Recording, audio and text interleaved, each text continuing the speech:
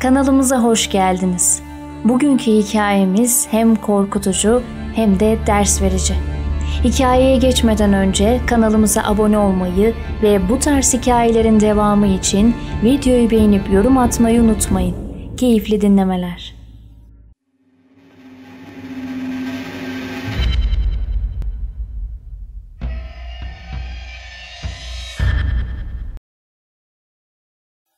Herkese selamlar. Bu hikaye için çok tepki alacağımı biliyorum. Ama yine de anlatmak istedim. İsimleri değiştireceğim. Benim adıma da Gonca diyelim. 29 yaşındayım. Özel bir şirkette çalışıyorum. Benim üniversiteden bir arkadaşım vardı. Yıllar sonra hasbelkader karşılaştık. Adı Murat olsun. Birkaç kez yemek yedik. Bu süreçte ben ondan hoşlanmaya başladım. Onda da aynı duygular var sandım. Çünkü bana öyle hissettirdi. Ama maalesef yanılmışım. Çok büyük bir hata ettim ve ona açıldım. Benim beklediğim tepki ben de senden çok hoşlandım demesiydi ama öyle olmadı. Çok kırıldığım bir konuşma yaptı. Yıllar sonra karşılaştık. Ben seni arkadaş, dost olarak görüyorum dedi. O kadar utandım ki kendimi rezil hissettim. Özür diledim ve eve geldim. İşte buraya kadar normaldi ama bunu atlatamayacağımı anladım. Çünkü ne sesi ne gülüşü aklımdan çıkmıyordu. Yemek yiyemiyordum, uyuyamıyordum. Sürekli depresyon halindeydim. O konuşmadan sonra bir daha beni aramadı. En çok da zoruma giden oydu. En azından arkadaş olarak devam etseydik belki bu kadar saplantı haline getirmezdim. Her gün sosyal medyaya girip ne yapmış, nerelere gitmiş, kimleri eklemiş, kimler fotoğraflarını beğenmiş buna bakardım. Tüm gün bununla ilgileniyordum. Hayaller kuruyordum. Onunla evlendiğimi düşünüyordum. Ama bunun imkansızlığını hatırlayınca tekrar bunalıma giriyordum. Hani görseniz o kadar da ahım şahım bir insan değil. Ama bağlandım bir kere. Ne yapsam söz geçiremedim gönlüme. Sonra bu işi çözmeliyim dedim. O da bana aşık olabilir. Kendimi sevdirebilirim. O beni aramazken ben onu aradım. Hiçbir şey olmamış gibi nasılsın, ne yapıyorsun, müsaitsen yemek yiyelim dedim. Eski sıcaklık sesinde kalmamıştı. Bunu anlamak da üzdü beni. Ama devam ettim konuşmaya. İşim var aslında dedi, geçiştirmeye çalıştı. Lütfen dedim, işini ertele, konuşalım. Beni yanlış anlamanı, yanlış tanımanı istemem. Peki dedi. O gün buluştuk. Yemek yemeye gittik. Kendimi tuttum. İlgimi kaybetmiş gibi, onu sadece arkadaş olarak görüyormuş gibi davrandım. Artık böyle yanaşacaktım. Başka çarem yoktu. Ben aşktan meşkten bahsetmeyince o da biraz rahatladı. Sohbet edip konuştuk. Yine eskisi gibi. İlk adımı başardığımı hissettim. Eve döndüğümde o bunalım halim geçmişti. Çünkü onu yeniden kazandığımı hissediyordum. İkinci aşama ona sürpriz doğum günüydü. 2 hafta sonra doğum günü vardı. Ona sürpriz yapacaktım. Hediye kutular aldım, içlerini doldurdum. Doğum günü kutlamak için kendi evimi ayarladım. Kendime yeni bir elbise aldım. Kararlıydım. O gün bana aşık olmalıydı. Ben de onu süründürmeliydim. 2 hafta geçtikten sonra o gün kendi evimi hazırladım, sofra kurdum. Her şey dört dörtlüktü. Akşam çağıracaktım. Akşam saat 9 gibi Murat acil gelmen lazım diye aradım. Şimdi gelemem, sonra konuşsak olmaz mı dedi. Eve hırsız girmiş galiba, çok kötüyüm dedim. Tamam geliyorum dedi. Kendime son kez baktım aynada. Her şey çok güzeldi. Görünce bayılacaktı. Beklemeye başladım. 1 saate gelmişti. Kapı çaldı. Heyecanla kalktım yerimden. Kapıyı açar açmaz salak gibi sürpriz diye bağırdım. Ama o an keşke ölseydim. Keşke öyle bir an hiç yaşanmasaydı. Keşke sadece telefonda doğum günün kutlu olsun deseydim. Keşke, keşke, keşke. Zaman geri alınmıyor işte. Neden bu kadar pişman oldun diyecek olursanız anlatayım.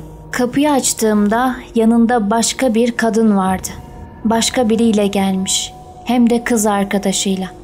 Doğum gününü kutlarken ben aramışım. Kız da yalnız gelmesini istememiş, peşine takılmış. O an duyduğum utançtan kıpkırmızı oldum. O da ne diyeceğini bilemedi. Kız da bu ne rezalet, bu da ne demek oluyor, ne oluyor burada dedi. Ben de açıklamaya çalıştım kendimce. Murat benim arkadaşım, ona dostça bir sürpriz yapmak istemiştim. Beraber olduğunuzu bilmiyordum, yanlış anlama lütfen.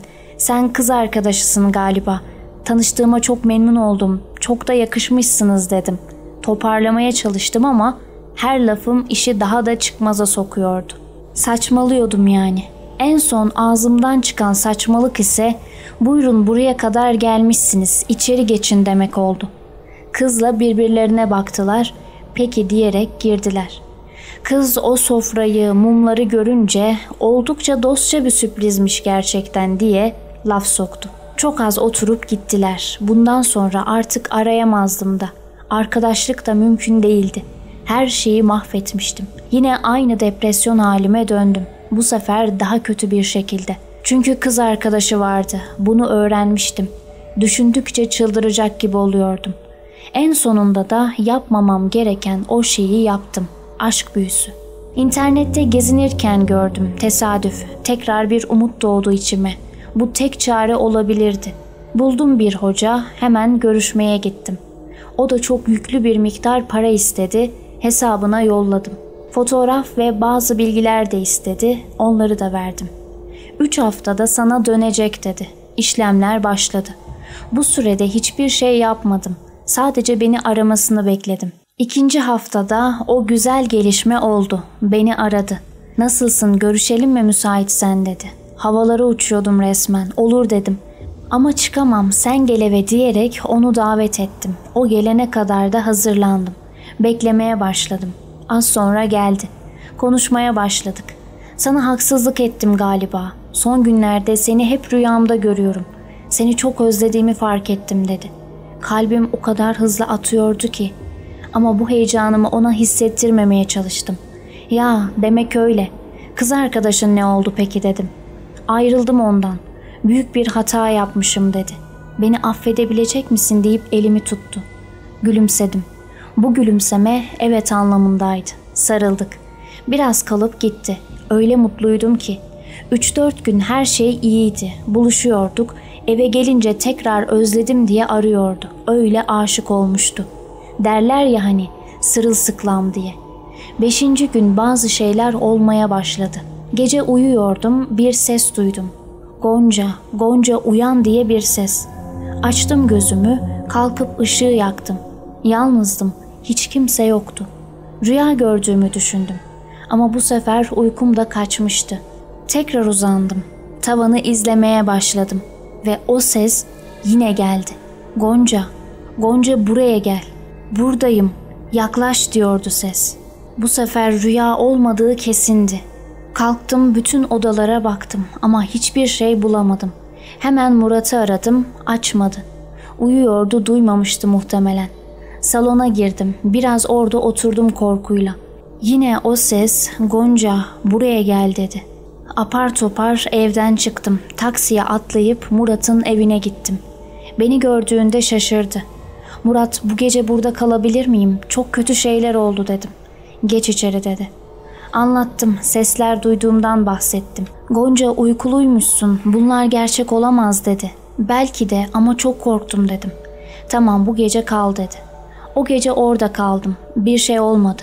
Ama mecburen ertesi gün evime tekrar döndüm.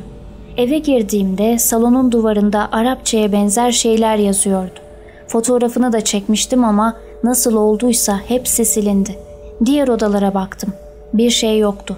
Sadece salonda kocaman harflerle bir şeyler yazıyordu. Tekrar Murat'ı aradım, anlattım. Bekle geliyorum. Sen istersen dışarıda dur. Çık evden, evde biri olabilir dedi. Çıktım, dışarıda beklemeye başladım. Murat gelince beraber girdik. Ama ikinci büyük şoku da orada yaşadım. Yazıların hepsi silinmişti. Nerede yazıyordu dedi. Buradaydı dedim. Ama hiçbir şey yoktu. Gonca sen iyi misin Allah aşkına? Ne oluyor sana dedi. Ağlamaya başladım. Sen dinlen biraz. Ben buradayım dedi. Odama geçtim, yattım. Onun evimde olduğunu bilmek bile bana güven veriyordu. 5 saate yakın uyumuşum. Dinlenmek iyi gelmişti. Kalktım, Murat bana kahve yaptı. İçtikten sonra da gitti. Uykumu da aldığım için televizyonu açtım. Eski bir dizi buldum, izlemeye başladım. 1-2 saat sonra nasıl olduysa uykuya dalmışım. Gözümü bir açtım, etraf yanıyor. Bir yangının ortasındayım. Çığlıklar atarak yardım istedim. 2 dakika sonra yangın falan kalmamıştı. Her şey eskisi gibiydi. Sıçradım, uyandım. Rüyaymış. Bir su içmek için mutfağa girdim. Sandalyeye oturdum. Tam karşıdaki sandalyede geriye doğru çekildi. Biri oturmak için geriye çekmiş gibiydi. Öylece kaldım. Murat'ı da arayamazdım artık. Neredeyse deli olduğumu düşünecekti. Kalktım, sandalyeyi masaya doğru ittim. Diğer sandalye de itildi. Hemen odama koştum, korkuyla kapıyı kilitledim. Birinden kaçıyormuş gibi. Ama onlardan kaçış yoktu. Onların görmediği bir yere saklanabilmem imkansızdı. Sonradan anladım. Odamda öyle dururken Murat aradı. Nasıl oldun dedi. Diyemedim bir şey. İyiyim, sorun yok dedim. Telefonu kapattıktan sonra aklıma geldi. Neden hocayı arayıp sormuyorum ki dedim. Aradım, ona anlattım olanları. Sen yarın yanıma gel dedi. Ertesi gün ben de hocanın yanına gittim. Bana bir bakım yaptı. Bu çocukta koruma muskası var mıydı, gördün mü hiç dedi. Hiç fark etmedim, bilmiyorum. Neden ki dedim. Üstünde koruması olmasa böyle olmazdı dedi. Büyü için görevli cinler senden intikam alıyor. Çünkü Murat'ın yanına her gittiklerinde canları yanıyor dedi. Anlattıklarına çok şaşırdım. Şimdi ne yapmam lazım dedim. Büyüyü bozmak lazım. Yoksa Murat'ı kazanalım derken seni kaybedeceğiz dedi. Büyü bozulursa Murat gidecek mi yani dedim. Kızım kendine gel. Bu işin şakası olmaz. Şunu bozalım. Belki sonra başka bir çare buluruz. Ama bu büyü bozulunca bu çocuk senden gidecek. Buna da hazır ol dedi. Ağlayarak çıktım oradan. Bir hafta sonra da büyünün etkisi geçti. Evdeydim, akşam vaktiydi. Kapıya hızlı hızlı vurdu biri. Aç lan kapıyı diye bir ses. Murat'ın sesi. Telaşla açtım kapıyı. Girer girmez bağırmaya başladı. Sen ne yaptığını sanıyorsun diye. Ne oluyor, ne yapmışım ben dedim. Büyü yaptırmak da ne dedi. Ne büyüsü, ne diyorsun, yok öyle bir şey dedim. Yalan söyleme, nefret ediyorum senden. Bir daha karşıma çıkarsan çok kötü olur. Şeytan dedi. Kapıyı çarpıp çıktı. Nereden öğrendi, nasıl öğrendi hala bilmiyorum. Uğradığım musallat büyü bozulmasına rağmen uzunca bir süre devam etti. Bir gün eve gitmek için caminin önünden geçiyordum. Caminin içinden 3-4 tane siyah uzun silüet beni taşladı. Bir daha caminin önünden de geçemedim. Ben dersimi aldım. Umarım dinleyenlere de bir ders olur. Hikayemizin sonuna geldik. Bugünlük benden bu kadar. Sizlerin de yaşadığı bu tarz paranormal olaylar varsa bizlere Instagram veya mail adresimiz üzerinden ulaştırabilirsiniz. Bir sonraki hikayede buluşuncaya dek hoşça kalın.